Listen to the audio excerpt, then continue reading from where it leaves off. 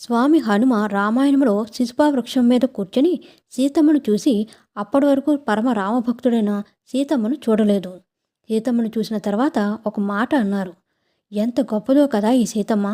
మూడు లోకములో ఉన్నటువంటి వైభవం అంతా తక్కిట్లో ఓ పక్కన పెట్టి సీతమ్మను ఒక పక్కన పెడితే ఆఖరికి 16 వంతు వైభవం సీతమ్మతో సరిపోదు.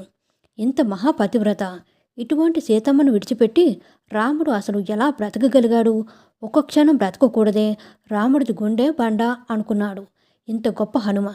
అదే సీతమ్మ రావణాసుడితో మాట్లాడుతూ అంటుంది, పాలు పాల యొక్క తెలుపుదనం, వజ్రము కాంతి, పువ్వు దాని సౌరభం, సూర్యుడు వెలుతురు, చంద్రుడు చల్లదనం, ఇలా ఒకదాని నుంచి ఒకటి విడిపోయి పుట్టకుండా కలిసి ఉంటాయో అలా నేను రాముడు కలిసి ఉంటాం.